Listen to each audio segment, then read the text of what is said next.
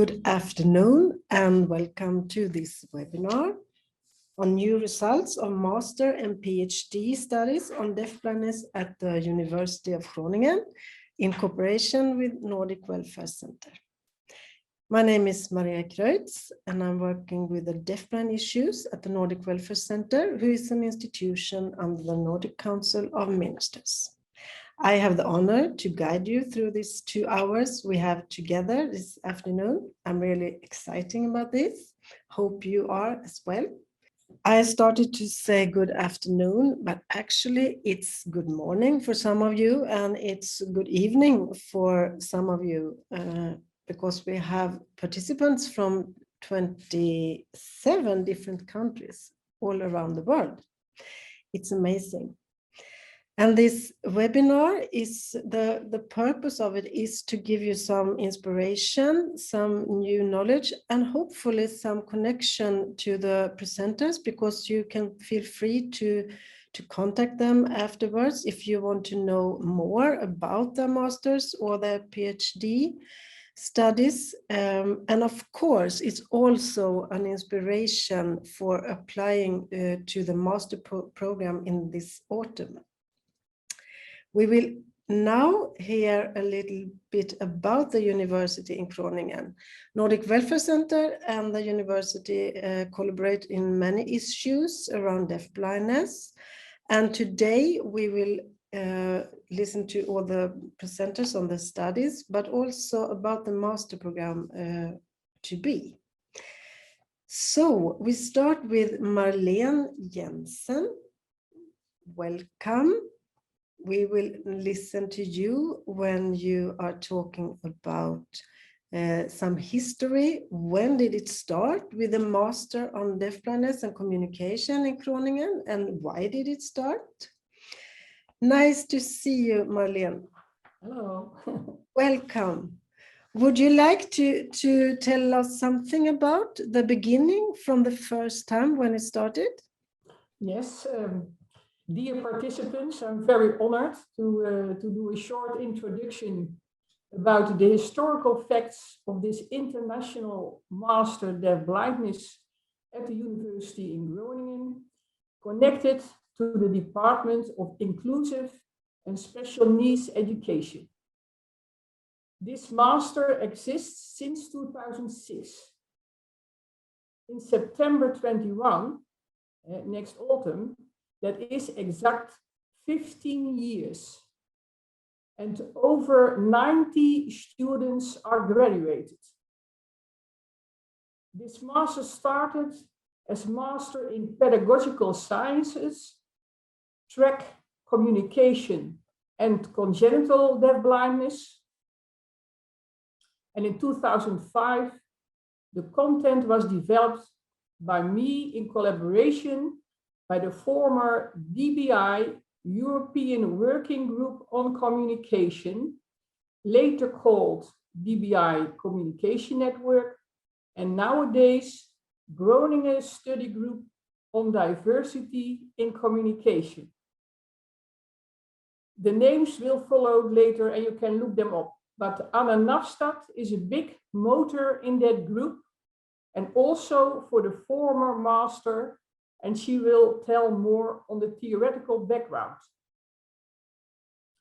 The former master format existed with small changes for 13 years and was more theoretical. When our master students presented at international conferences, audience gave always a very positive feedback. American audience found it often look like a PhD level. And you see today also 2 PhD candidates who followed this master first. Myself, I found and I find every master thesis a little pearl of unique research, which can be the starting point for a further PhD study, or connecting the theory to practice better. and support many people in clinical practice. And last but not least, graduated master students got crucial positions in the deafblind field and related educational fields all over the world. So I am very happy that this master will continue under the supervision of Saskia Damen, who is the curriculum coordinator now. I wish her and the team of lecturers and the new students a lot of success and inspiration in such a way that many people who are deafblind or who have other disabilities can benefit from it. Thank you very much. Enjoy the presentations of today, and I give the word now to Anne Nafstad. Thank you so much, Marleen. So I'll talk a little bit about the theoretical roots, but also the way we worked in chapter 1, which Marleen was talking about, chapter 1 of this master. So we came to this place and it was a fantastic thing for us. And sometimes we were in this wonderful room in this building when the students presented their the result of their work, and we as teachers, we felt very proud and so delighted. Also because Professor Marleen Janssen was now in the Hall of Fame. So that was a long, long journey to get there. So Marleen told about us as a working group. She's in the middle. It's an old picture. It's a little dark, but it's this is Inger Røbro from Denmark, Flemming Ask Larsen from Denmark, Paul Art from Scotland, Marleen Janssen, myself, Jacques Suro from France, and Marlene Damen from Belgium. And Tom Visser from Netherlands, we didn't find a picture of him. He was also a member of this group and an associated member. She was a very close collaborator, Hanne Petra from Germany, and many, many other collaborating colleagues. We worked very hard for many years to prepare the academic contents of this master, the first chapter, in a way that it should be relevant for practitioners in the field. And what we did was that we started very early in 1989, actually, to work with video recordings between congenitally deafblind and the partners. And then we identified the issues that we did not understand, that we didn't know how to promote further, or something we detected. And we looked for the theories that could make us understand it and make us come further. The first theories we looked at and the first kind of research we looked at were from developmental psychological research. Trevorton was among that, those contributors. And we had arranged very many webinars, not webinars, but seminars, physical seminars and conferences around the world, where we showed these video recordings to these academic scholars. So the content of the master chapter 1 was built up in dialogue between video recordings from the practical field, which we showed to these scholars, and their dialogue with us as practitioners that helped us to make sense of what we were seeing. And in the later years, Professor Ivana Markova has been supporting us a lot, but there were many others throughout all those years since 1989, and the dialogues with the scholars started in 1993 and went on for more than 20 years. So the result of those dialogues were two emphases. One is emphasis on dialogically shared features in communication. And if you are interested in that, then Ivana Markova has written a book called The Dialogical Mind, one of her many books.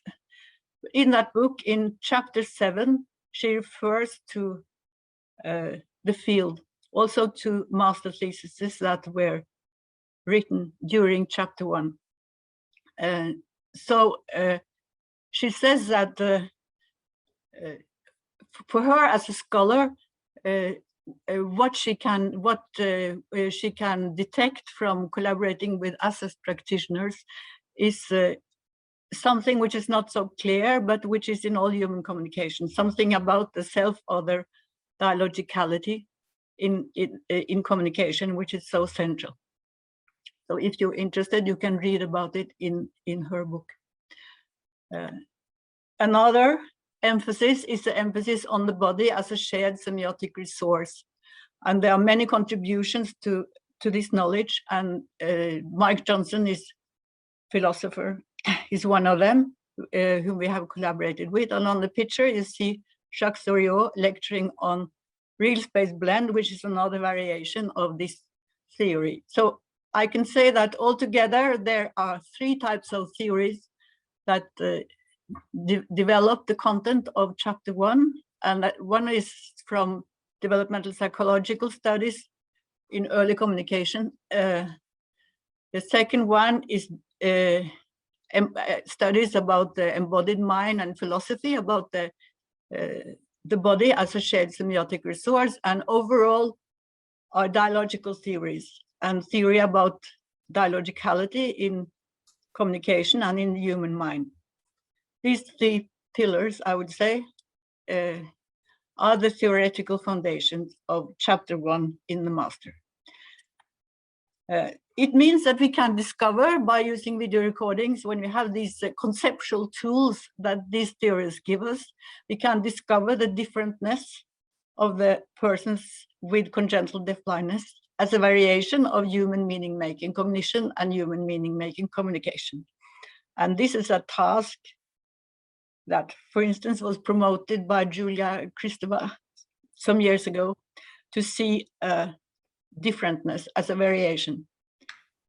So, thank you.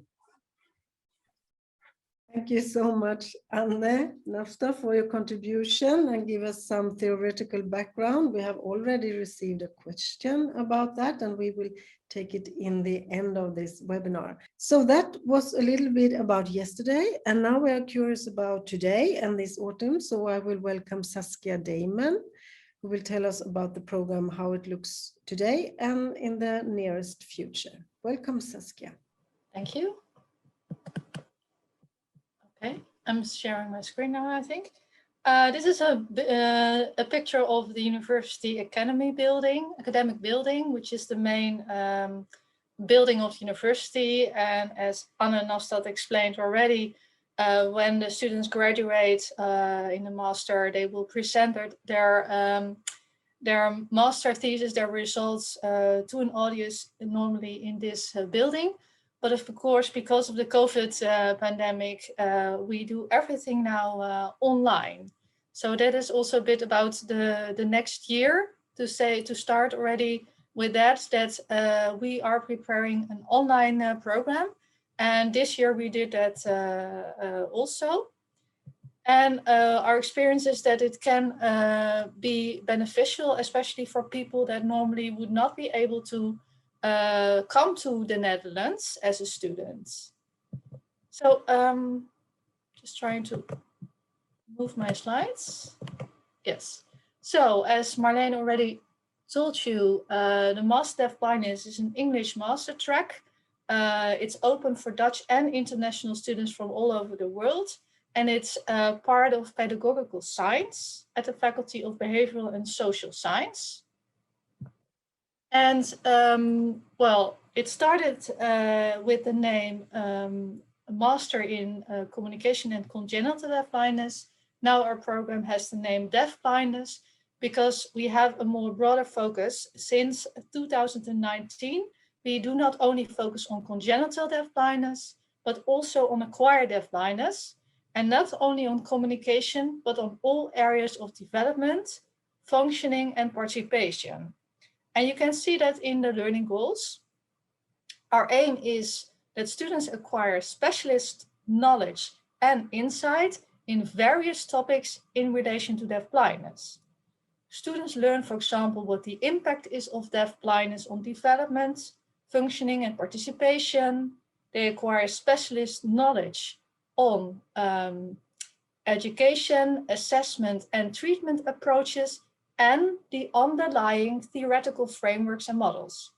And they get knowledge and insight in policies and practices and in effective and innovative research methods.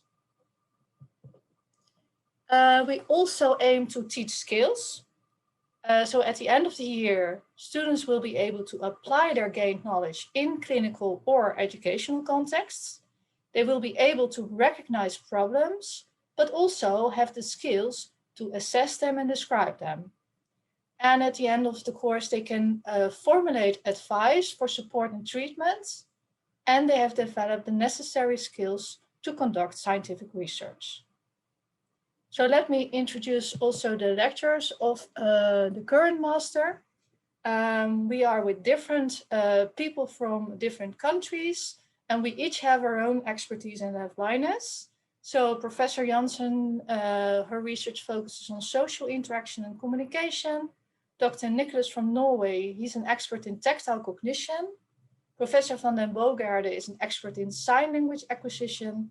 Dr. Cantel is an expert in embodied cognition and movement analysis.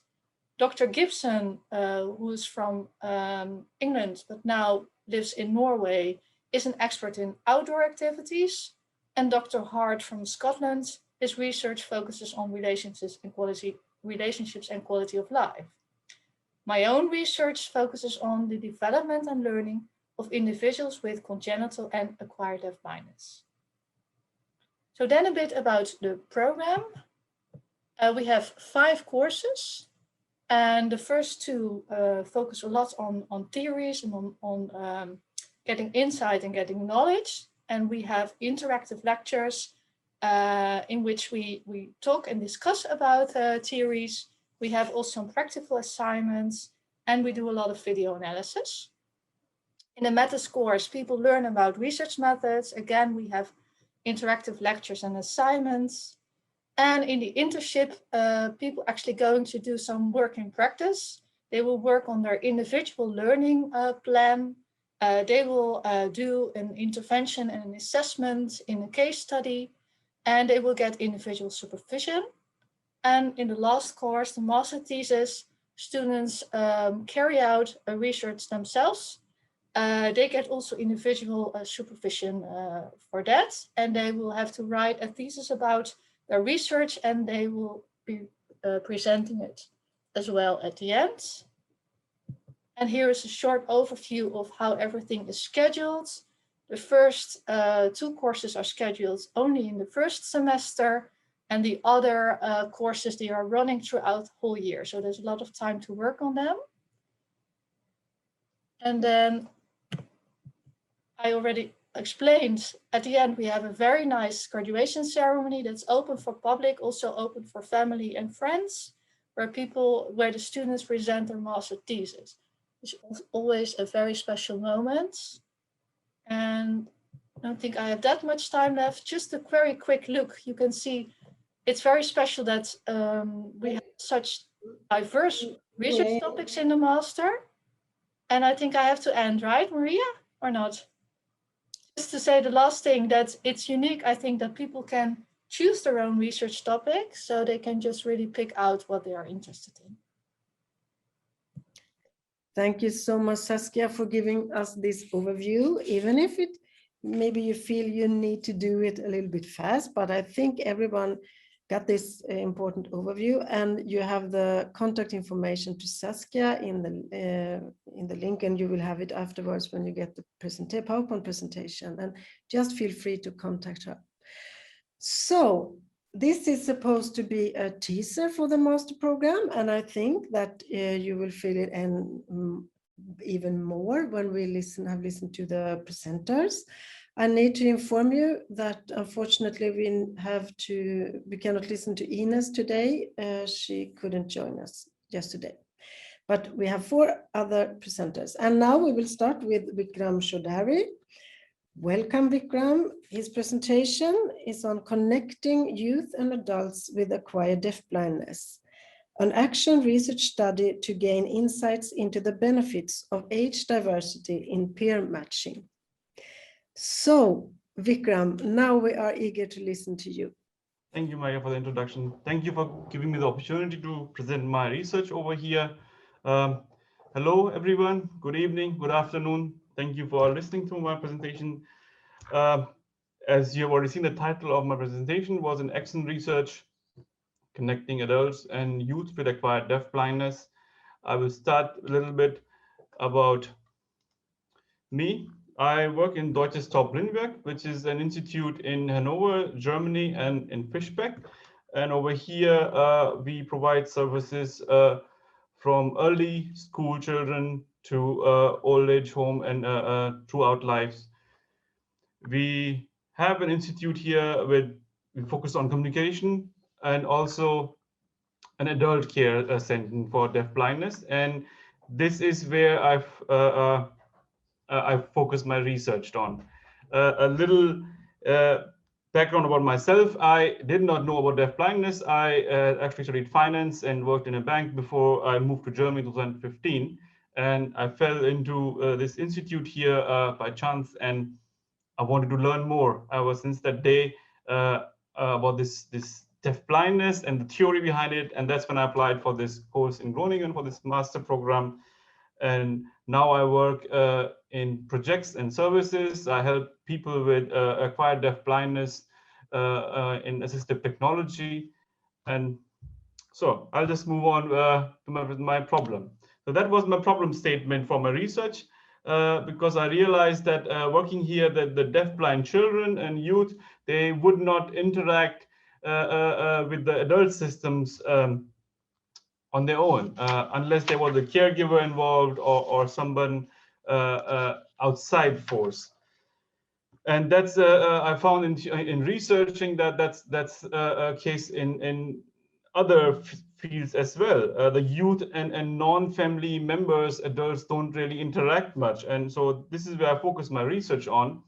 So I wanted to bridge this gap between these two subsections, subgroups, two generations, and just to connect them. And because I think this intergenerational contact between two generations, they can benefit both of them. The adults can learn something from the youth, deafblind youth, and the youth, they can learn something from the adults because they have lived with this their whole life. So my research question was, what are the barriers and facilitators in this interaction? So we can do it like a pilot study for this. What can we do? I had some more sub-questions, but I will not go into those sub-questions. But the main was, what are the barriers to this interaction? Why doesn't it happen on its own? And how can we facilitate it? So in my research, I had selected 2 youths and 2 adults. So we had planned before Corona crisis to meet 6 times in person, and using my mentors, Dr. Joe Gibson's outdoor theory, activity theory. I choose an activity together, and I would study that using an excellent research model. So where my participants were self-invested in the research it was their research. It's not just me as a researcher external, but it was their ideas. They can choose what they want to do, and I would just study the process of what works and what did not work. And that has an idea in theory from grounded theory. And this really helped me in during the Corona crisis, and to have the flexibility that I will come to on later in my presentation. And excellent research was shown by Dr. Susan Bruce from US in deafblindness to be a really good tool, because it provides us the flexibility that the field requires in research. So initially, I had a plan to do a loneliness scale and a general well-being scale to see how this interaction between the youth and adults has helped them on the loneliness scale, on well-being scale. So I adapted these scales into German language, and I used them as the baseline baseline. However, I couldn't do it as I would have wanted to do 3 times because of the Corona pandemic. But what I learned from these instruments were so intimate questions that they had to answer and open up to me as a researcher, that it helped me in gaining their trust. which in the end was more beneficial for my research. So we started planning from the early on how we can interact as a group as 4 deafblind people together. How can we do this? So I was planning on doing face-to-face and online interactions. So we started testing different things, and this is the photo of me testing with the youths, text-to-speech and WhatsApp groups and all, and with their teacher in the background just testing how every group communication would work. We did not know this, that the pandemic would hit us, and before the pandemic, the process was they would come with their own ideas. So the youth came up with an idea. They wanted to do 6 activities. They wanted to go to a club. They wanted to go to a beach with the adults. The adults wanted to go to a brewery. One of the adults wanted to, for example, do paragliding. And they all wanted to experience flying together. So we wanted to fly to have the experience of flying as a group to some destination, and we wanted to fly to Glasgow.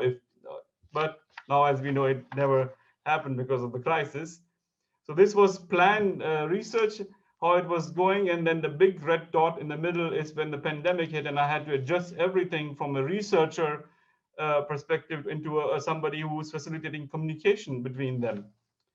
So I adapted my whole research at that point, and it was not about finding question to my research answer to my research question, but rather an information exchange. And that's when this online communication methodology was really helpful, because the youth and the adults were swapping information with each other. As we know that the adults were not allowed to be in contacts because they are high risk group with the youth, and they were isolated. And at this time, they were just communicating, and ever-changing rules in the German government and the health system, what's happening, what's not happening, and they were just telling each other. And these are those group emails that I did my content analysis on, that I did not plan on doing. So it was more of a solidarity between them. So I used the online communication system to do my questionnaire. So this is how an example of how I filled a questionnaire with the deafblind participants using Gmail. And on the left is the version that I made with trial and error that did not work, because on the Braille reader it's difficult to look at the boxes and rows and columns. And on the right is when we came to one that would work. So it was lots of trial and error, just like how we all are getting used to online Zoom meetings. And just for them, what works online, a questionnaire for a deafblind person who's using mixture of different assistive technologies. I even used WhatsApp to do my questionnaires with them and content analysis, and to my surprise, it worked very well. But not all of them, but some of them, because some of my participants were reliant on residual vision.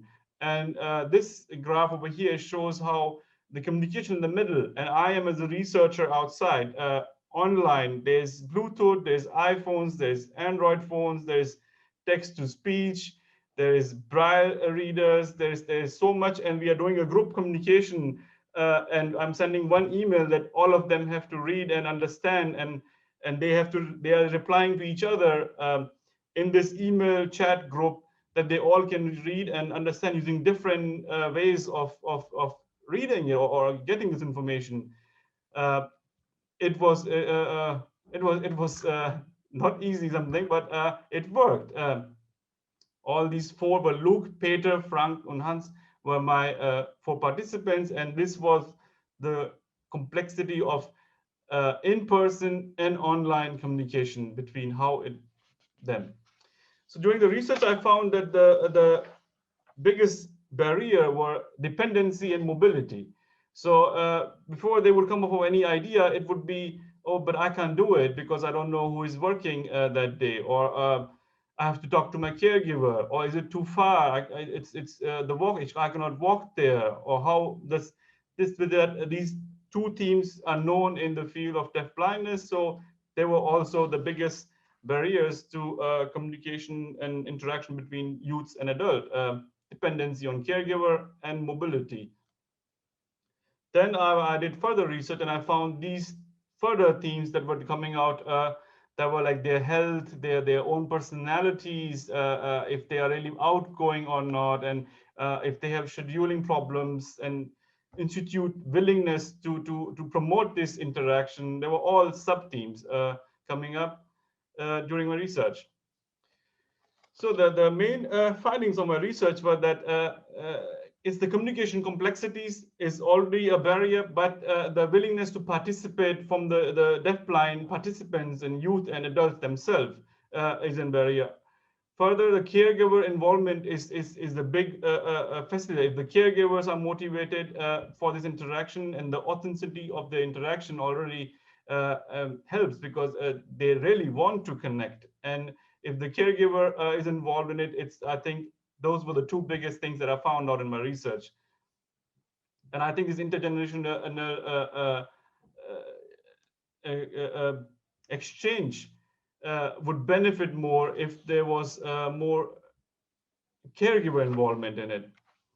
The conclusion that I came to in my research is that they are isolated. The youth and the adults in acquired deafblindness and congenital deafblindness, they are isolated. But when they sit together, they help each other. They find their own ways of communicating. They online and in person. They know they are their own experts. So they felt empowerment by doing something on their own, and they were doing peer-to-peer support. So they were helping each other, which is was the side effect that I did not really focus on that, but that it was the peer support that gives them almost like a purpose. And the pandemic was a unique opportunity in a way that helped me to study this interaction without the outsiders or the mediators and communication caregivers who would influence their interaction, because there was this bubble that we were living in. The youths were at their homes, the school had to be shut down, and the adults were here and online.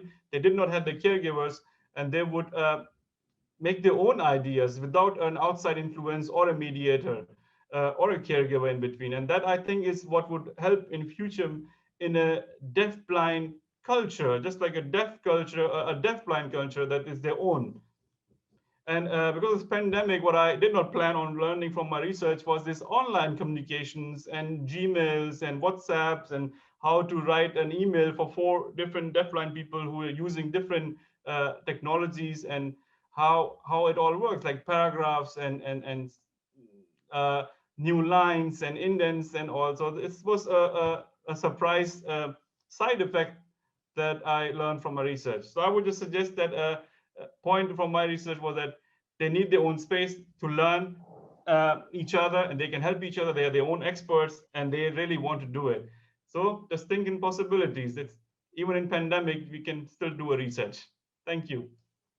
Thank you so much, Vikram. It was very nice to hear in the end of your presentation that you have learned more things that you didn't expect because of the pandemic. And it's good to see that you can find something positive in it. Now we have a question from one of the participants. So please stay with us, Vikram. Yes. The search engaged volunteers is hard, but they are out there and are a huge support as well for the caregivers as for the deafblind person. It makes the social interaction and integration easier. It wasn't really a question, but a remark on your presentation. Do you want to say something about it? Yeah, I think so too. That I think the volunteers, the caregivers, their involvement was the biggest factor in this interaction, because it's the institute willingness to support this interaction is the biggest factor. If they think, oh, my caregivers are behind me to make a plan to meet somebody in the evening, they do that. But I think it's spot on. The volunteers, if they are motivated, the interaction happens. Have you had the chance to spread the results from your research in the master within your own work or in other fields? Yeah, in the latest April DBI review, I wrote a little article about my master, and it's there in the DBI review this month. And I also did during my research, I presented on the first webinar for Deafblind International, about online webinar when the Corona crisis was starting, how I am adapting to using online technology during the pandemic. So I have spread my research around, but I would like to spread it even further. So thank you for giving the opportunity today. Yes, of course. And we will put the link to the DBI review, the latest magazine in the chat later on. And also, I think that it's okay for the participants to contact you if they want. And it's easier nowadays because you can give online and you can give online presentations to different organizations, I suppose. Yes, I'm open to any of your emails or questions. Please don't hesitate to contact me. I'm here. Yeah, and are you planning to add something to your research? Do a new research on the thing that you were talking about now, that the online perspective that was added to your research? Yeah, this online part was forced on us, because of the pandemic, and I think it was a nice welcome, because at first I was shocked, and thanks to my mentors, Dr. Maya Cantel and Joe Gibson, that they calmed me down, that don't worry, we can still finish this thesis. And I think it's like the online communication is what we don't focus much on in deafblindness. Like we think that it's not happening. Like, for example, like one of the participants will send me smileys and emojis in my WhatsApp questionnaires. So I was surprised myself on how well online communication worked as a tool between 4 deafblind participants. Thank you so much, Vikram, for your presentation. And now we are going to the next presentation, and we will welcome Lilias Liston. Building peer relationships for a young man with congenital deafblindness using multiparty interactions in the tactile modality. That's the title of your master presentation. You have very long titles on your presentations, both of you. Welcome, Lilias, and now you can just go ahead. Thank you. Hello, everybody, from a very chilly Rugby in the UK.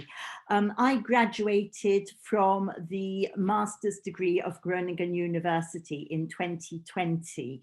I was a teacher, but these days my driving force in the field of communication and deafblindness is being the mother of a young man with congenital deafblindness and wanting him to have as rich and fulfilling a life as possible. Sorry, I will now share my screen with you.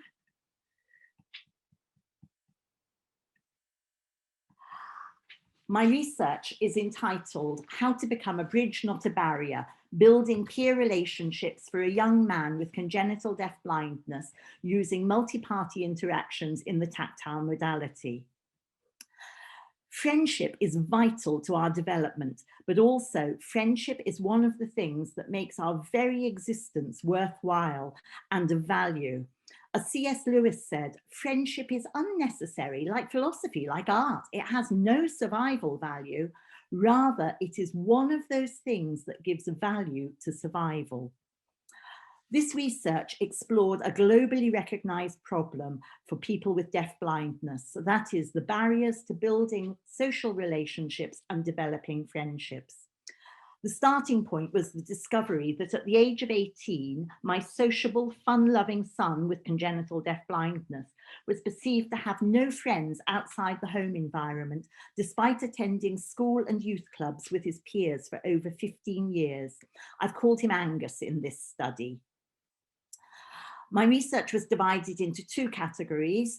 The literature review, which looked into current research and practice in deafblindness and other related fields related to my research, and the research project itself.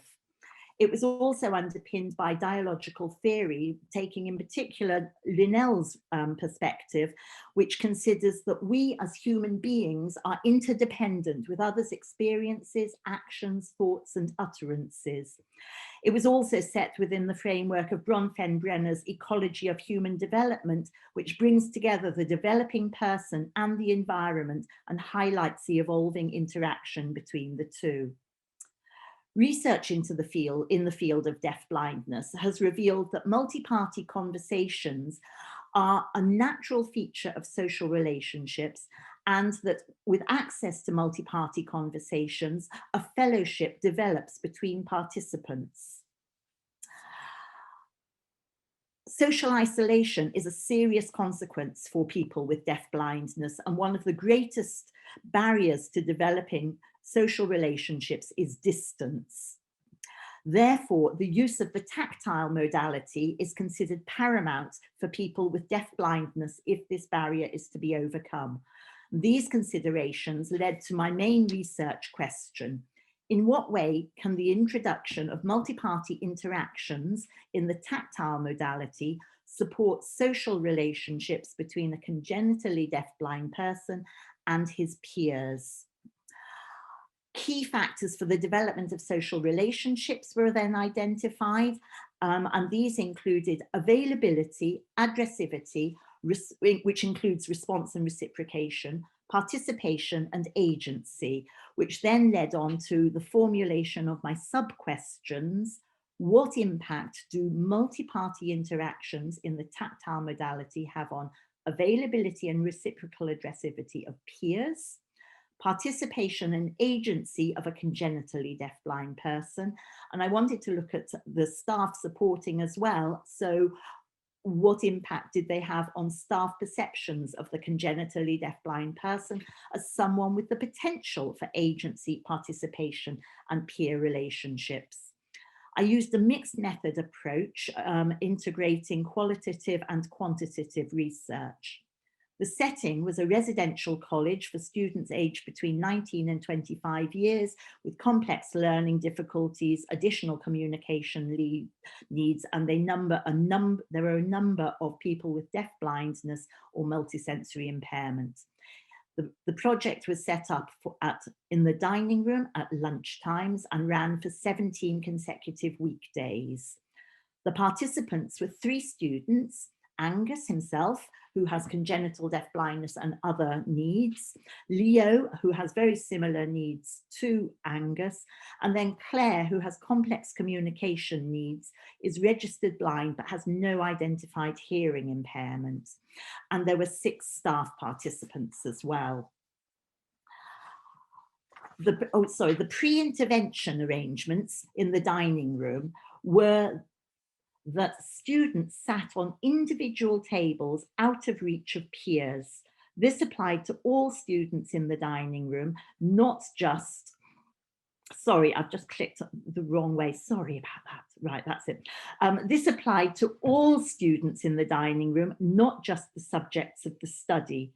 Support workers brought food and drink and supported, but interaction was minimal, and it seemed to be primarily imperative in nature.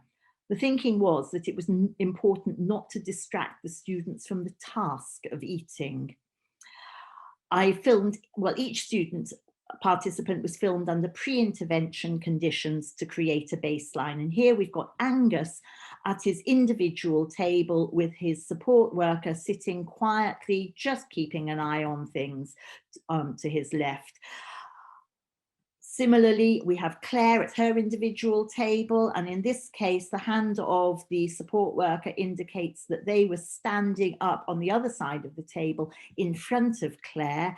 Similarly, Leo on his individual table, and here we've got the arm of his support worker indicating a standing position in front of the table. The intervention introduced changes in the physical environment, staff behaviour, and the lunchtime routine.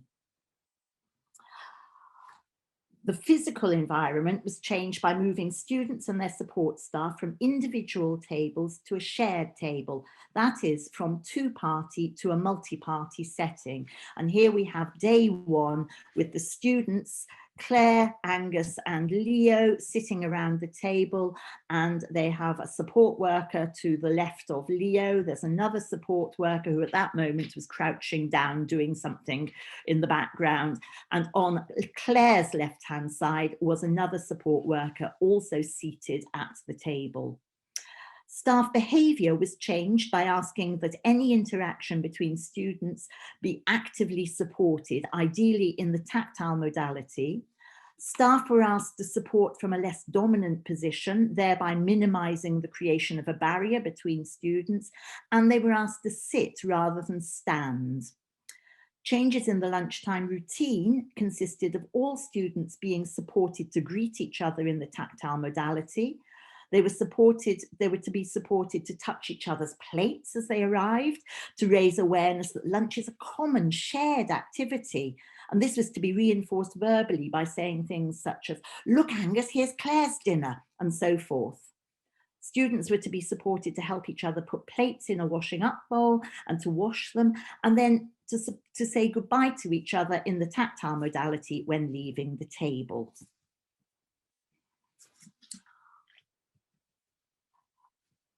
From day one, students showed awareness of each other's presence. Here, from Angus's body position, you can see that he's actually looking directly at Leo. They had earlier been introduced, or they had been supported to greet each other in the tactile modality. And at this moment, Claire, a staff member can be heard saying, "Look, Claire's looking at Angus." Availability was divided into physical, social and emotional availability. And over the period of the project, physical and social availability increased noticeably. However, emotional availability, the increase recorded is quite slight. When looking at addressivity and who was talking to whom, there is an increase in peers addressing Angus and Angus addressing peers again over the period of the project. This looks at Angus addressing a peer and response and reciprocation from peers.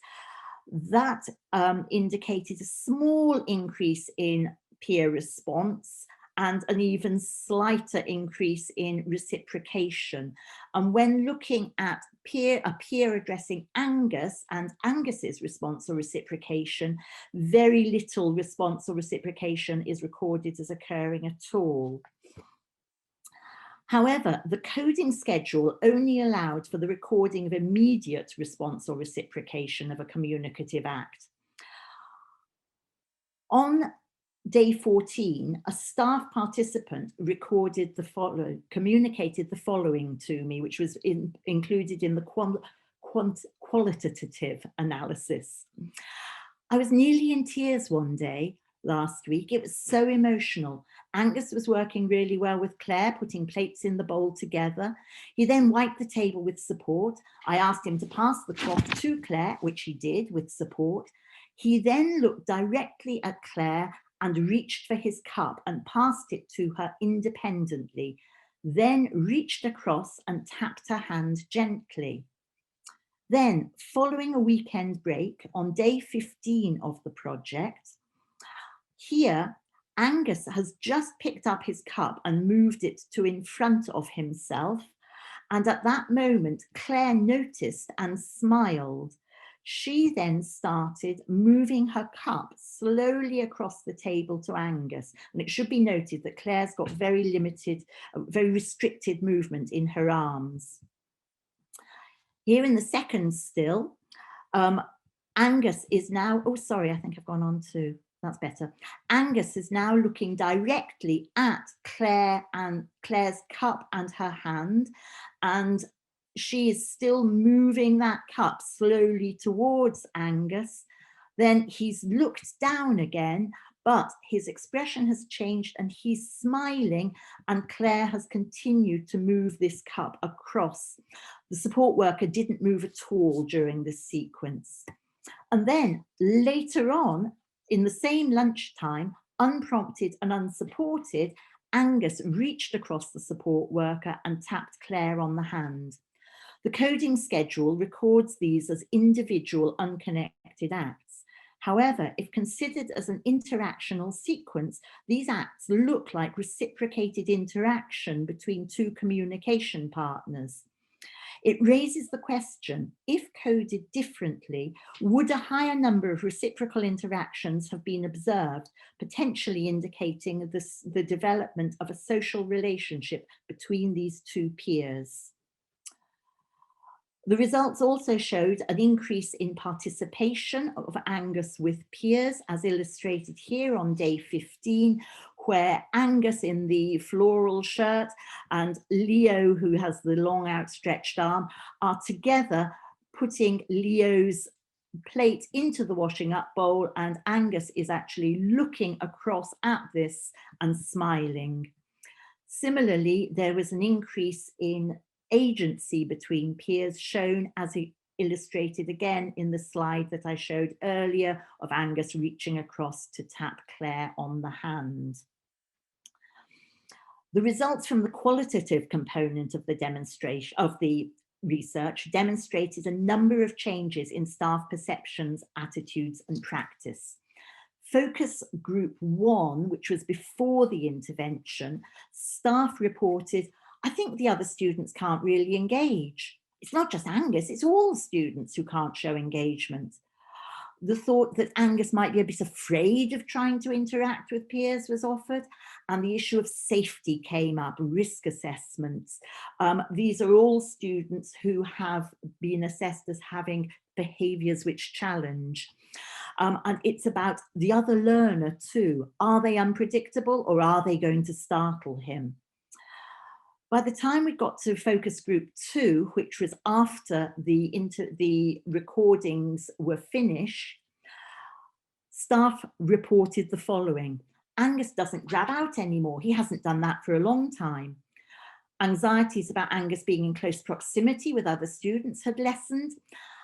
And when I asked why, I was told, we've seen it can work. One staff member reported, before we used to stand back a lot more. But then again, my mindset was, it's their break time, give them a bit of space. That was the attitude. But actually, sitting round together in a more social aspect, it's like what you do at home with your family. So it's nice, it feels more comfortable. And all staff agreed that they now enjoy lunchtimes more. I'm going to, and here is a snapshot of lunchtimes now as they are, with everybody sitting round, lots of chat and laughter. And in fact, Angus, as he's looking at Leo's lunch, is saying, ooh, about his friend's lunch. The impact beyond the case study group. The case study group, first of all, had to move to a bigger table because random other students kept wanting to join us. The approach was extended across the whole dining room, resulting in increased opportunities for the development of social relationships between peers for a greater number of students than the original case study group. And the use of multi-party settings has been extended to the classroom, resulting in the continuation of the development of peer relationships in the classroom setting. I'm running out of time. This is just a bit more evidence which you can read in the handout when it comes to you. But I believe that the implications of these findings are that, the results have got implications for how the optimal environment for the development of peer relationships is created, and for how people with congenital deafblindness are best supported within those environments if the risks of social isolation and loneliness are to be minimized. Thank you. Thank you so much, Lilias. And we have a remark here that said that the results are wonderful, and I totally agree. And I'm sure that what you have done now, and you have some theoretical part to put on it, I think this will be most useful out there in the world. But we have also a question, Lilias, and I will just read it out here. The social isolation is indeed a real problem because of the lack of possibilities to communicate with the world around the person, even more when the congenital deafblind person can't speak. This leads often to a very narrow social world and even depression and hardship. Do you have any suggestions how to help a congenital deafblind person that is feeling really desperate and can't communicate because of poor sign language with a psychologist? Something we would do. It's a very huge question, of course, but do you have any thoughts you want to share? When I looked into research around social isolation and loneliness, and there was quite a lot done between 2017 and 2016, 2017, 2018 in the UK. One of the things that came out very strongly, that choice of who we interact with is vital and makes a difference between we choose our friends, but we don't necessarily choose who we're in the same room with because of circumstances. And that aspect of choice is really important.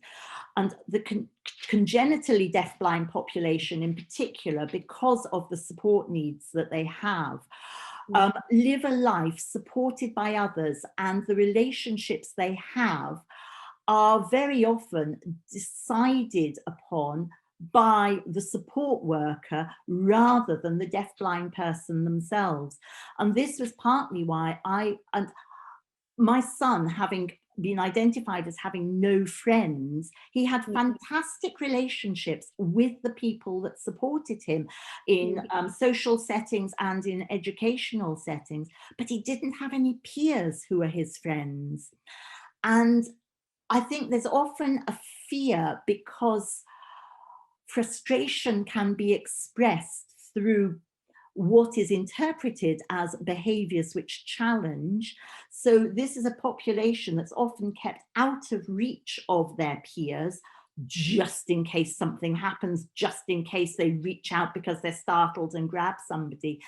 And one of the things I had to overcome in getting permission to carry out the project was the fear that staff had over what might happen if these people were brought together.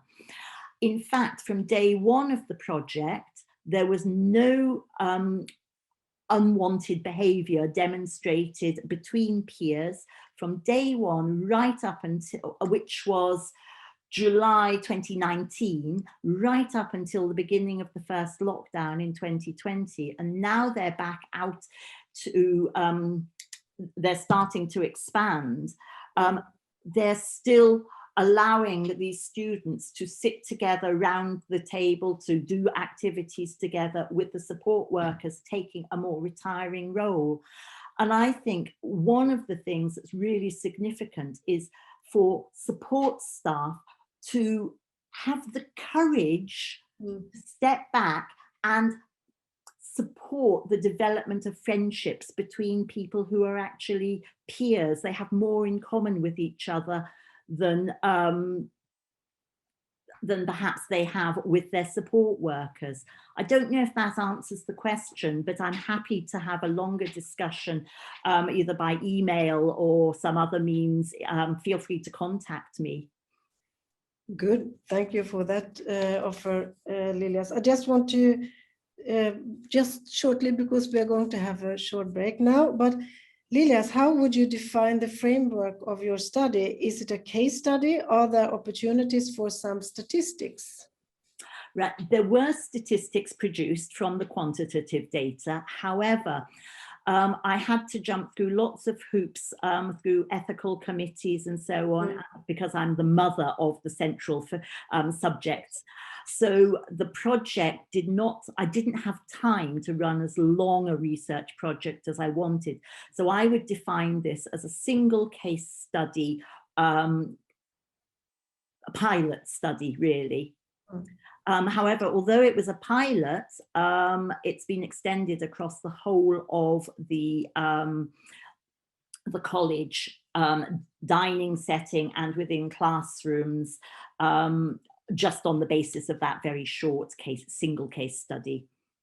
Yeah, thank you. But if it was a pilot study, maybe there can be more research studies in the future. Thank you so much, Lilia. Now we're going to listen to 2 presentations from PhD studies, and we start with Kim Tossolini. Her presentation is titled Thinking in Dialogue, Enhancing Cognitive Skills of Children and Adolescents with Congenital Deafblindness. Welcome, Kim. Hello, thank you. I will share my presentation now.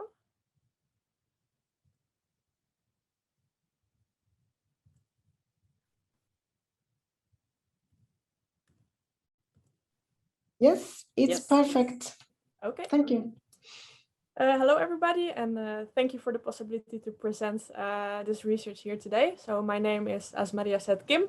A couple of years ago, I did a master in deafblindness at the University of Groningen, and since after the master, I have been working on the research that I will present today. I will tell you in short what we are researching in this research called Thinking in Dialogue, in which we research the cognitive abilities of children with congenital deafblindness and the possibility to stimulate this ability during communicative interactions. So how did this research come into being? It came to the attention that there are no evidence-based intervention for stimulating cognition, and also that there is limited previous research about this topic. Furthermore, in practice, some colleagues of mine find out that a lot of questions were asked about the cognition of children with congenital deafblindness. These questions rise up because educators, so think of teachers, parents, caregivers, etc., found themselves in the situation of not knowing which strategies they could use to enhance cognitive development in their children, and also which strategies would be best attuned to their child. And furthermore, it is commonly known that children with congenital deafblindness have a higher risk of delays and or a stagnation in their cognitive development. So for these reasons, this research project was developed. Thinking in Dialogue aims to support educators in stimulating the cognitive development of children with congenital deafblindness. It aims to develop a training for educators in stimulating these cognitive abilities, and we want to test the effectiveness of this training. In Thinking in Dialogue, we look at 6 selected cognitive abilities. These abilities are based on Piaget's theory of child development. Piaget believed that there are 4 stages of development: the sensory motor, the pre-operational, the concrete operation, and the formal operational stages. I will quickly tell you something about it and about the 6 cognitive abilities that we chose for this research. So the first stage, the sensory motor stage, is the first stage from 0 until 2 years of age. During this time, the child constructs all the cognitive substructures that will serve as a point of departure for later intellectual development. In this stage, mastery of, among others, 2 skills are developed, which are means-end relations and object permanence. So the knowledge that actions have consequences, and the knowledge that objects and persons keep existing even when you don't see or hear or feel them anymore. The second stage from age 2 until 7 is the pre-operational stage. At the end of the first stage, the sensory motor stage, there appears a function that is fundamental to the development of later behavioral patterns. And this function consists in the ability of representing something by means of a signifier. So the ability to use an object, an event, or a word with a symbolic meaning. This is the ability of symbolization, which is one of the two abilities that we chose to look at in our research, and the other one is fantasy game. Then we have the concrete operational stage. The operations involved in the concrete operational stage are called concrete because they relate directly to objects and not yet to abstract hypotheses. Concrete operations provide a transition between schemes of action and general logical structures. So these structures include, for example, classification, seriation, or perspective taking. And in our research, we look specifically at classification and perspective taking. And then we have the last stage, which is the formal operational stage from ages 12 on. In this last stage, children acquire flexibility in thinking, as well as the capacity to for abstract thinking and mental hypothesis testing. So children in this phase learn to consider, for example, possible alternatives in complex reasoning and problem solving.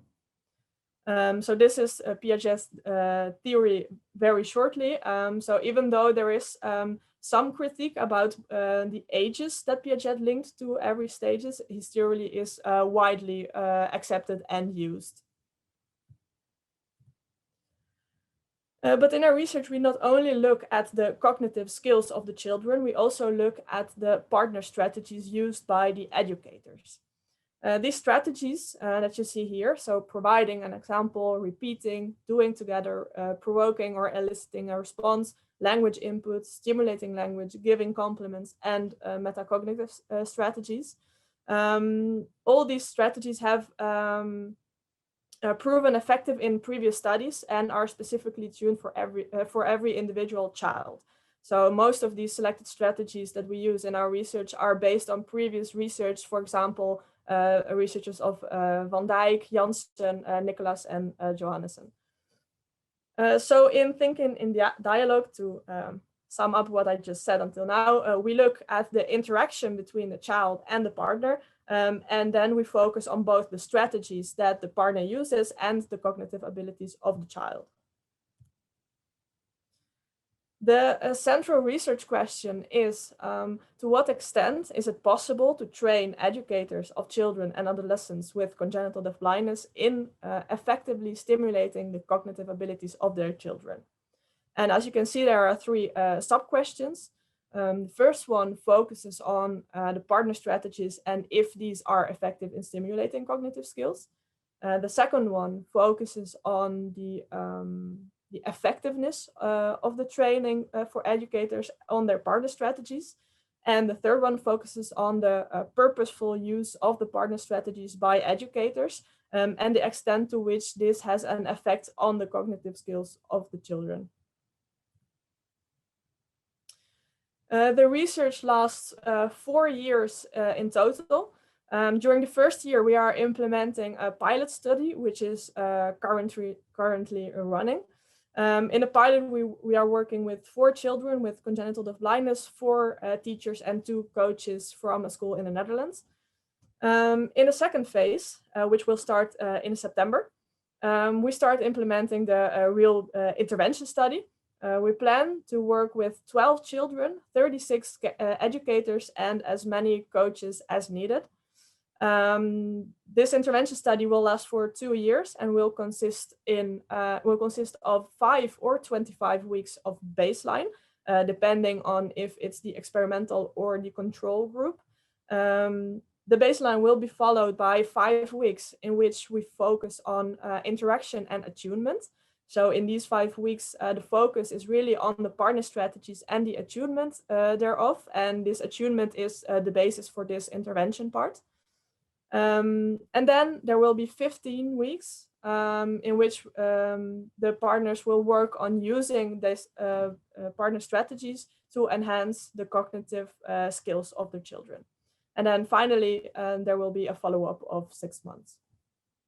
Then in the last phase, phase 3, we will analyze all the data that we gathered and we will write papers about this research. So how are we researching this? The intervention method consists of different things: weekly video recordings, a couple of trainings, coaching on the job, and video feedback moments. The educators and the coaches make weekly video recordings of an interaction moment in their daily setting with the child. Then we have a training for coaches at the start of the intervention, and 3 trainings for educators, 1 during every part of the research. So 1 during the baseline, 1 during the attunement, and 1 during the cognitive skills phase. And then also the educators and the coaches work together and have a coaching on the job moment every 3 weeks and a video feedback training every 3 weeks, in which they work together. They sit down and look at all the video recordings, analyze them together, and establish goals on which they want to work. We, as researchers, we make repeated observations before, during, and after the intervention. And furthermore, for the cognitive ability of the children, we take assessments, 1 before, 1 during, and 1 after the intervention. Because with just 1 assessment, it's really difficult to gain a complete picture of a child's skills. We combine different parts of different assessments. For example, we use the child-guided strategies together with the cognition scale of the South Californian Ordinal Scales of Development. These 2 assessments are hands-on assessments, and in both assessments, the cognitive abilities of the child are described in terms of observable behavior and in terms of a description of how you can stimulate these behaviors.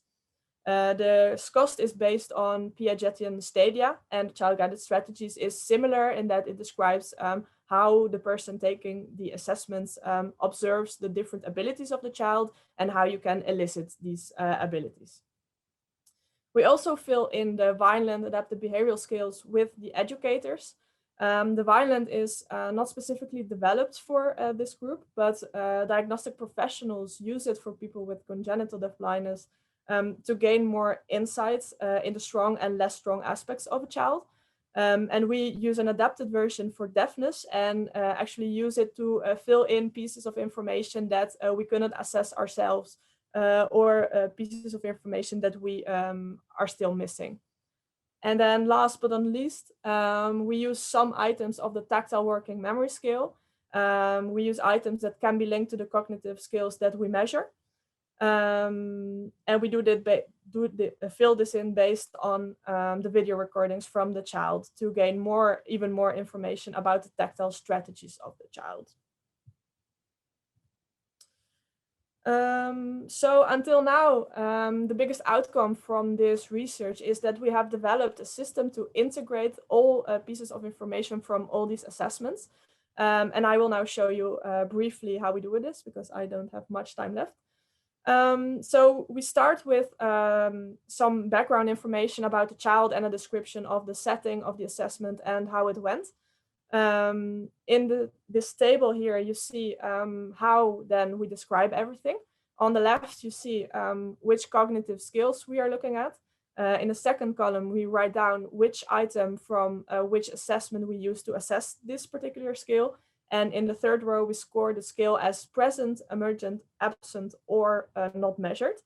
And in this scoring and description, we also make a distinction between what we saw in the hands-on assessments ourselves and what we saw based on the video recordings. We score a skill as absent when the child does not show the ability in any situation, not even when stimulated. We score a skill as emergent when the child shows the ability in maybe some specific ways or some specific situations, for example, when stimulated, or only shows specific aspects of a skill. We score it as present when child clearly shows the ability spontaneously, or when he shows it at least in 3 different items without error.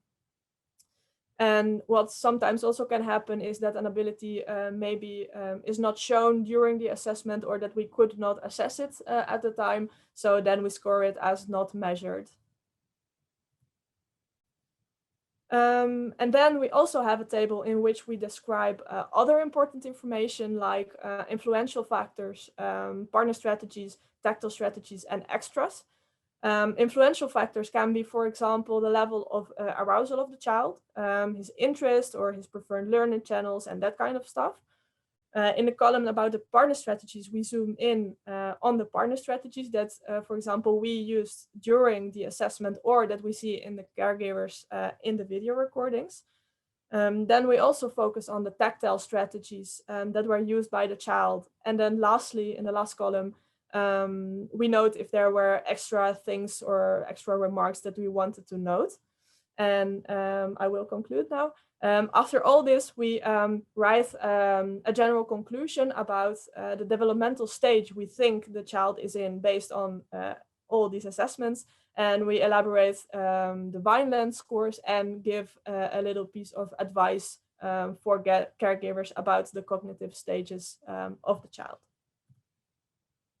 That was it. Thank you. Thank you so much, Kim, and please stay. Because now there is time for you participants to ask questions, and we already have one. Yeah. Kim, why is it significant to divide assessment? Oh, sorry. No, Kim, why is it significant to divide assessment and video recordings? Because the situations can be very different, and also in the assessments, we are the ones taking the assessments, and we of course don't know the child really well, whereas in the video recordings, we see the typical daily situation of the child in interaction with a person that he knows really well. And also the situations are quite different because during the assessment, we are specifically testing skills and are specifically assessing certain things, whereas in the video recordings, it's just a daily situation. So we wanted to make a distinction between that. Okay, thank you. And then we have a remark about the situation, lack of money, of time, institutes, understaff, not much time for education and so on. And it would be very nice to have more resources. And of course, different in different countries, but I think that everyone struggle with that one. Mm-hmm. I don't know, maybe if Saskia and Anne, if you want to come in and have some comment on Kim's presentation.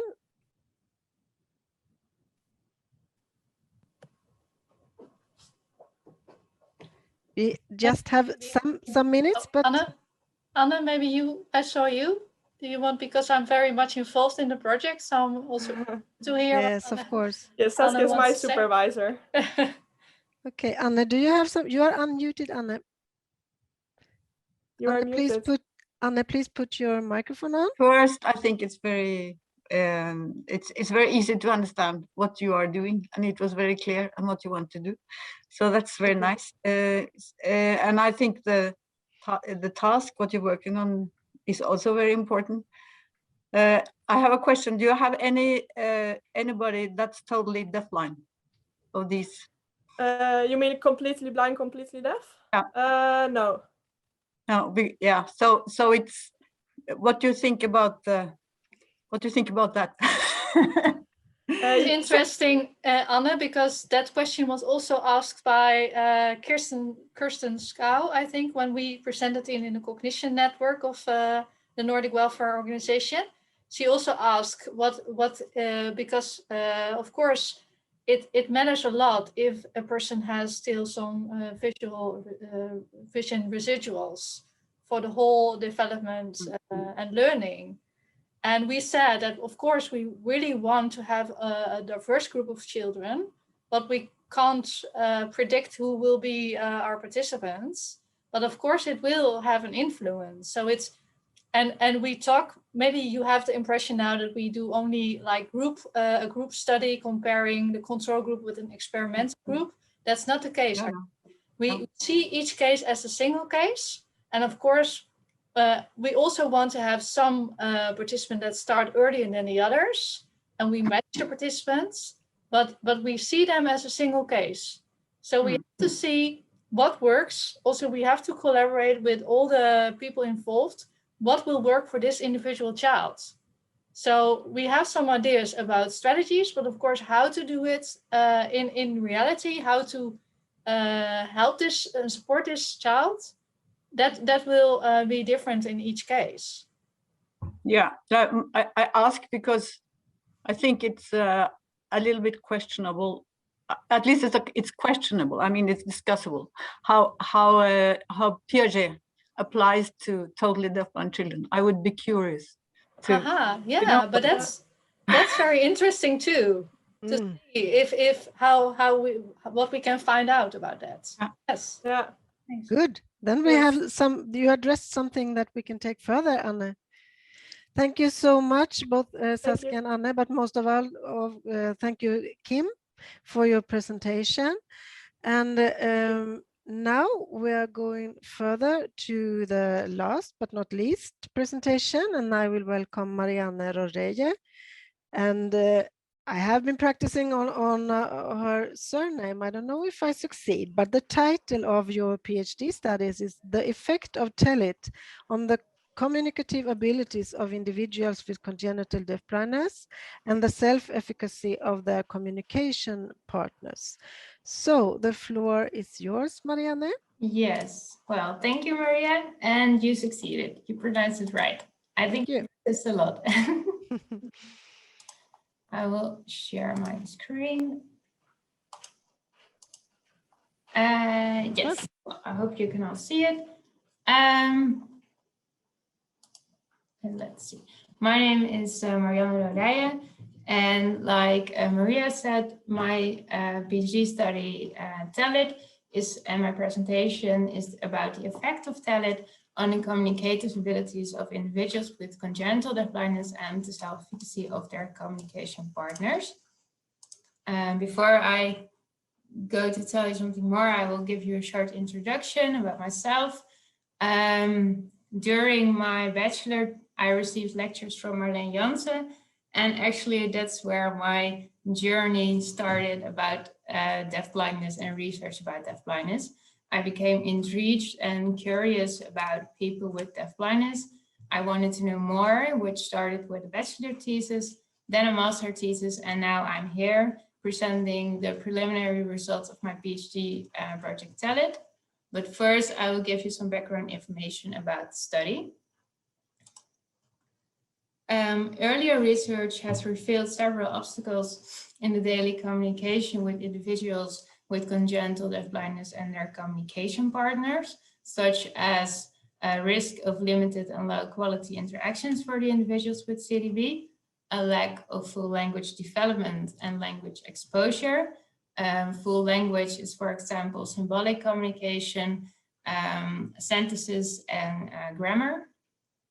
And there is a lack of self-determination.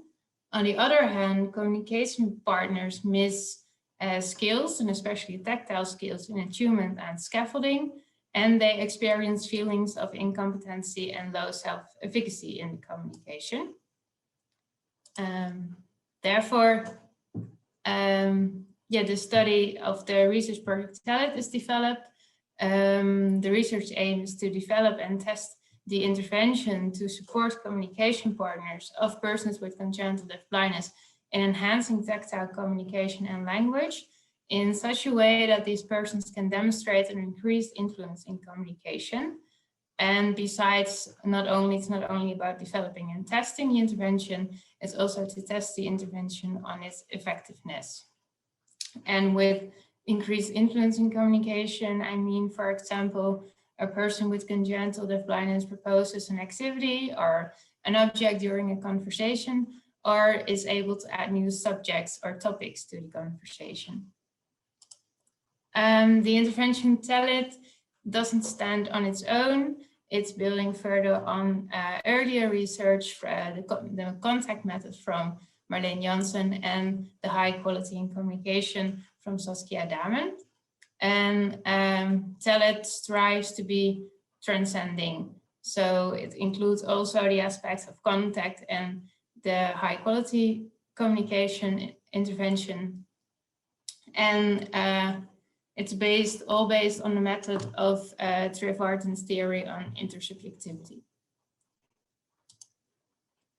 I'll give you some more background information about participants and setting. 12 clients are participating at the moment, all with congenital deafblindness, divided in several age groups. There are 27 communication partners, parents, professional caregivers, and our teachers. And there were 10 communication coaches involved. And these are communication and video feedback experts. And the intervention took place at home, group homes, daycare center, or at school. And then the method. The design is a longitudinal experimental single case study design. And there are 3 components: the baseline, the intervention, and the follow-up phase. Here you see the intervention. Like I said, it consists out of 3 phases, in total 23 weeks. Each phase started with training sessions and individual video feedback coaching, which the communication partners received from the communication coach. The first phase had its focus on attunement and shared emotion. The second one on shared attention and meaning making. And the third one was a consolidation of the previous phases and expanding language development. And each phase emphasized the use of touch and tactile modality and improving the influence of the individual with CDB in the communication. And the most important part of the intervention are video recordings, repeated naturalistic situations between the individual with CDB and his or her communication partner. And these were filmed during the intervention. Yeah. Then the instruments of the overall PhD study. We use several instruments: video recordings, questionnaires, recorded coach sessions, and a social validity check. The video recordings took place during the intervention phase, but it started already in the baseline phase, and also now in the follow-up, there are still videos recorded. We have questionnaires with 4 measure points at the end of the baseline and 3 measure points during the intervention. About the social validity check, there was an evaluation at the end of the intervention, and it was about how communication partners and communication coaches experienced and valued TELIT. I will now elaborate on the questionnaires and the first result of 8 clients and 16 communication partners. Here you see the several questionnaires. We had 4 questionnaires in total, and all questionnaires were completed by the communication partners of the individuals. And questionnaire 1, 2, and 3 were about the communicative abilities of individuals with congenital deafblindness. And the 4th questionnaire was a self-report. So, yeah, the self-efficacy list is the self-report of their perception of feeling competent and confident during the intervention. Unfortunately, I think I don't have the time to go totally in depth on the questionnaires. If you have some questions, you can ask me later on. Then now we arrived at the preliminary results. In the upcoming slides, I will show you briefly the first results represented in some graphs. I don't think I have the time to explain all results for each questionnaire in detail. So I will end my presentation with an explanation on how to interpret these results, and I come up with a brief summary.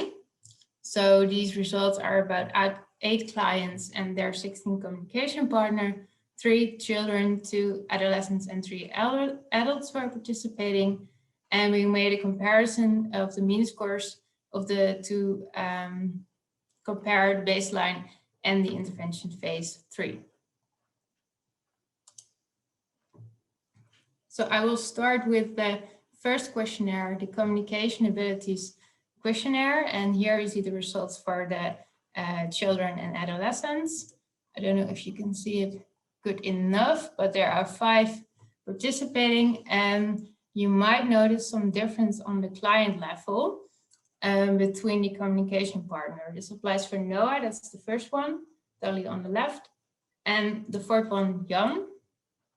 What you see is that here is the green-blue line is scored, have a higher score of their communication abilities than the yellow one. And here you see also for Noah that the red line is higher than the blue line. And what I can say about it, that in both cases that the teachers scored the communication abilities of their client higher than the parents did. And here you see the results for the adults. And here were all professional caregivers were participating.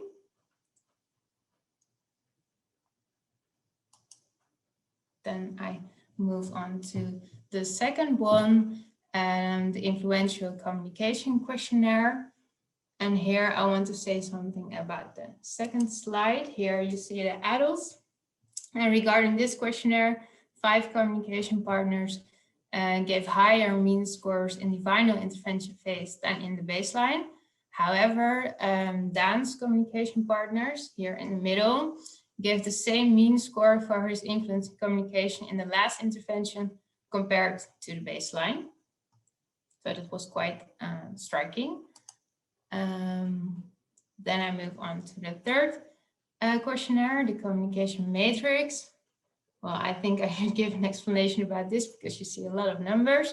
And this table illustrates the variation in percentages of the communication skills of each client during the baseline, phase 1, phase 2, and phase 3, as reported by their communication partners, which means an increase or decrease in functions and levels of the communication matrix.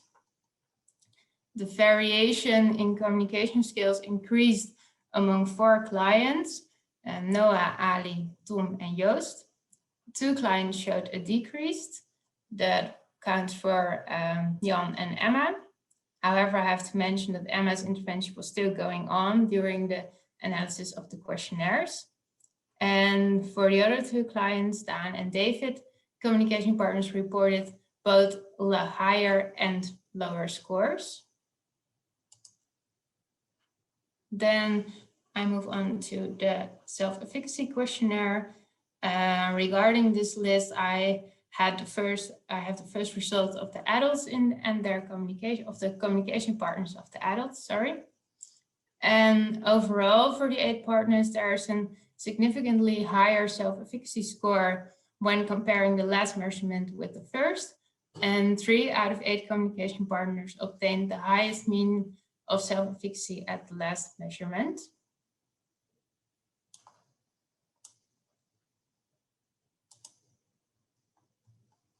And what I can say more in general about all the figures and numbers you just saw is that at the end of the intervention phase, the mean score on the communication abilities questionnaire and influence in communication questionnaire both appeared higher for all individuals with congenital deafblindness, but this was not significant.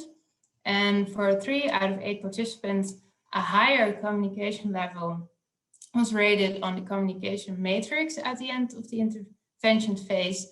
And for 5 out of 8, also a higher variation in communication behaviors was measured. The mean rating of self-efficacy on the communication partners was significantly higher at the end of the intervention phase.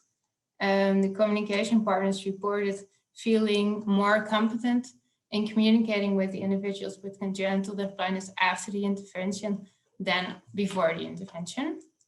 However, only for some of these participants, their communication abilities were rated higher at the end of the intervention. Difference between communication partners of the same client. What was consistent in this is that the communication partners who themselves had a higher level of sign language scored the client's communication skills higher than the partners who have lesser proficiency in sign language. Perhaps, but that is that's an assumption, that the less skilled partners are less aware of the communicative signals of the clients, and they have less to offer to the deafblind, to the individual with deafblindness. Well, and now the current state of TELID, the research started, I started on this project 2.5 years ago, and I'm still going on. And I just presented my first preliminary results of the questionnaires. Currently, the follow-up is still going on. That also had to do with the COVID-19 pandemic, that we had some delay, but we're still, there are lots of clients participating, and we're still busy with the follow-up. And currently I'm doing a lot of analysis together with master students of the video recordings. This happens by interval coding and the observation of the communicative abilities and influence in communication of the individuals with congenital deafblindness. This was my presentation so far. Thank you for your attention, and feel free to ask questions now in the chat, or later you can send me a message or an email. Thank you. Thank you so much, Marianne. And as said before, you will receive all the presentations from today later on, and then you will have all the contact information. We received a question immediately. Thank you, Marianne. Could you please expand on the recorded coach sessions? What type of content was there? Yes, thank you for your question. Well, I explained that there were 3 different phases in the intervention, and during the individual feedback sessions with the coach, there was this emphasis on one of those phases. So for example, the first one on shared attention and shared emotions. So the focus in these coach sessions was on one of those topics, but it also depends a bit on, the questions the communication partners had. So it's also adjustable to what they want to achieve. And I see that Saskia wants to add something. Yeah, because why we do it, because of course we are recording this, but the reason for recording is because we are very interested in what is actually happening during the video feedback sessions. I published a review with some colleagues, Marga Martens and Meredith Prane from Australia, on video feedback interventions. And we concluded that the literature shows there are a lot of positive effects found of video feedback interventions to enhance social interaction and communication for people with deafblindness. But in the studies, it was often not very clear what was happening during the sessions. So we thought it would be important to investigate what was actually, what kind of interactions were going on between the coach and the communication partners. What were they actually doing? What are the skills or the strategies that the coach uses? Because we think that is a very interesting question to answer as well, because then you actually know what happened during the intervention and what works. And that's what we want to know. Thank you, Saskia. You can stay here if you want to. Thank you both. And maybe Anne, would you like to remark something on Marianne's? Now you are muted, Anne. Anne, you are muted. Thank you, Marianne. It was very interesting. I just have one question relating to what Saskia and you were saying now. When you get your final results, will you then include the results of those observations or analysis of what is actually going on? Yes, yeah, I will. Now I was only focusing on the communicative abilities of the individuals, but I'm also going to, how to say, also going to analyze and include what's coming out of those recorded sessions with the coaches. Yeah. Saskia, will you say something about that? Yeah, it's just that because we found this out, that was kind of missing in the information of the previous publications. Yes. We should be the ones doing it ourselves as well, of course. If we think that is a missing information, we definitely want to report on it. Yeah. Yeah. We also explained that it's kind of like a black box, like you have also in airplanes. There's a lot of good things going, or there's a lot of good things going on, but you don't know exactly what. And hopefully we will find it out. And it's also going to be helpful perhaps to have some lists of competencies or skills a coach needs to have. So yeah, that's what we are aiming. I guess time is out. Yes. You can have one question. I have one. more Yeah, if you want. one other. It was Yeah. just something curious. You said that if I understood you correctly, that parents rated the communication abilities of children lower than the teachers. Do you have any kind of thoughts about that? Yeah, what I was assuming, what we're thinking is that perhaps that teachers are more aware of communicative signals, and so they are easier to see them and to do something with it than the parents are. Why should they be more aware than parents?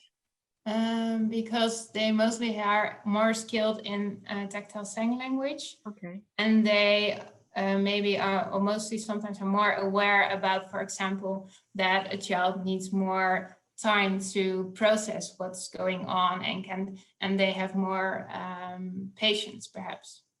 But these are all assumptions at the moment, but yeah. It's interesting to know more about it. Yeah, we hope to see that also in video, because the questionnaires it's only one part of the PGs of the total project. So now we already have some results on paper, and now it's, I'm kind of curious, and it's also a bit exciting to see if that's in line with what we see on the recordings. Thank you. So maybe that will be something you go deeper in the future.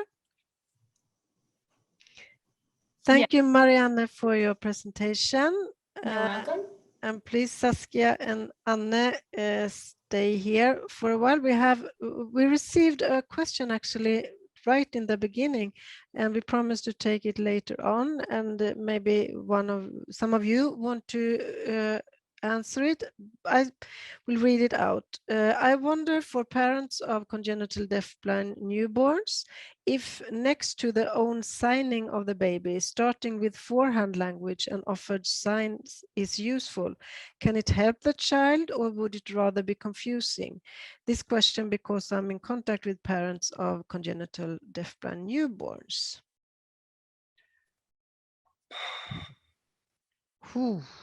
Yes, Anne.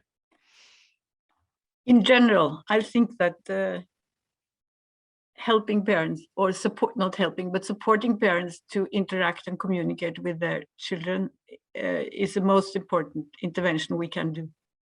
And it's been done too little in the deafblind field. Historically, there's a very strong educational bias in the deafblind education, and so of course anything we can do to help parents interact and communicate with their children is good. My experience is that parents should learn tactile sign language or signing and adapting it to the tactile modality as soon as possible. And that's also what the parents say that I'm in contact with, that they should learn to sign, but adapted to their child. But exactly how is different for every child. So I think it's very difficult to give a general answer, how exactly to do it. But of course, I suggest to read also the articles by Arnstein Gregersen on body with body, because maybe we think too little about the body with body interaction and too much about signing and language separate from the bodily interaction. So I think there are more aspects to it than just the language aspect.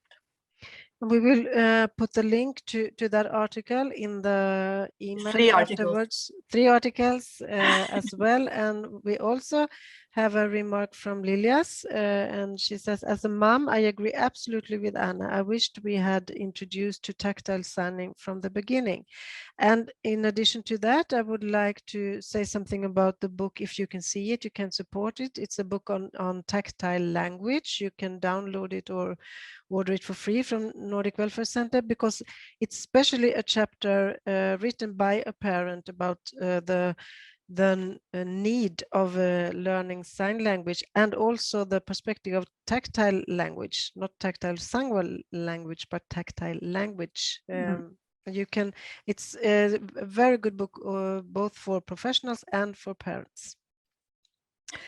And then we had a remark, just maybe some of you want to say something about that.